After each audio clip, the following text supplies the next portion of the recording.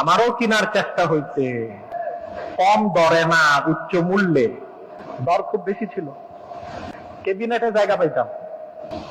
আমি তা প্রত্যাখ্যান করে বলেছি, আমি গণতন্ত্র বিশ্বাস করি না, খেলাফায় বিশ্বাসী।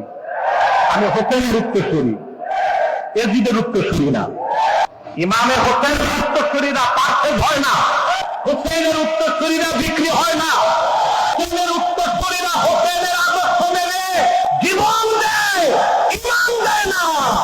আল্লাহ দিতে পারে, ব্যক্তিত্ব দিতে পারে না। ইসলাম কি নির্বাচনে বিজয়ী হয়? যখন আমার দেশে অনেক মোল্লা মৌলবী নির্বাচনী বাণিজ্য করেছে, আমাদেরকে ভোট দিলে ইসলাম বিজয়ী হবে, আমি বলেছি এটা কুফরি কথা।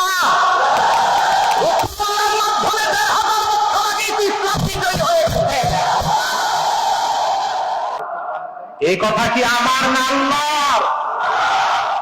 কোরআন শরীফে আল্লাহ বলেছেন, হুয়াল্লাযী আরসালা রাসূলাহু বিল হুদা ওয়া দীনিল হক লিইয়ুযহিরাহু আলাদ দীনি কুল্লিহি।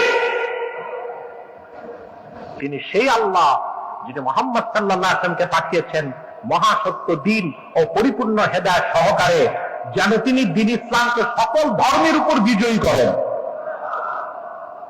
ইসলাম তো রাসূলুল্লাহর মাধ্যমে ১৫০০ বছর আগে বিজয়ী হয়ে গেছে না, আমাদের নির্বাচনের অপেক্ষা করে? এটা বলা যায় আমাদেরকে ভোট দিলে শরিয়া রাষ্ট্র হবে, আমাদেরকে ভোট দিলে মুসলমান বিজয়ী হবে। ইসলামের বিজয় আর মুসলমানের বিজয় এক কথা নয়। এটা যারা বুঝে না, ইসলামী রাজনীতি করার কোনো অধিকার তাদের থাকতে পারে না।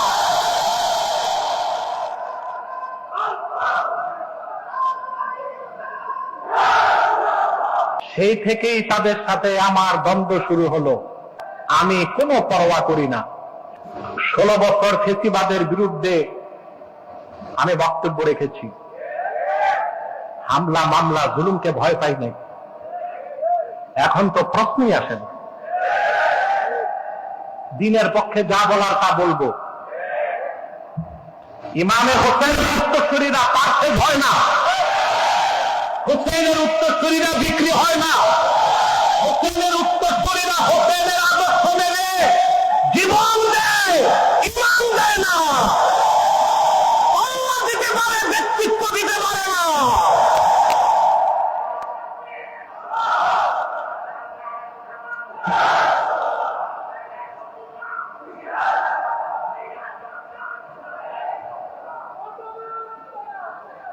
প্রিয় সুধী, আপনাদের দেশে নির্বাচন আসলে বেচা কিনা শুরু হয়। আমারও কেনার চেষ্টা হইছে, কম দরে না, উচ্চ মূল্যে। দর খুব বেশি ছিল, ক্যাবিনেটে জায়গা পাইতাম। আমি তা প্রত্যাখ্যান করে বলেছি, আমি গণতন্ত্র বিশ্বাস করি না, খেলাফায় বিশ্বাসী। আমি হোসেনের উত্তরসূরি, এজিদের উত্তরসূরি না।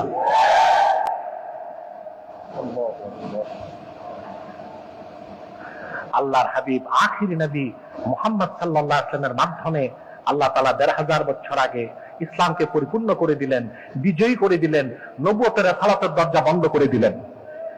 রাসূলুল্লাহ সাল্লাল্লাহু আলাইহি ওয়াসাল্লাম খেলাফতের দায়িত্ব দিয়ে গেলেন খোলাফায়ে রাশিদিনের হাতে, উম্মতের হাতে। কাদের হাতে?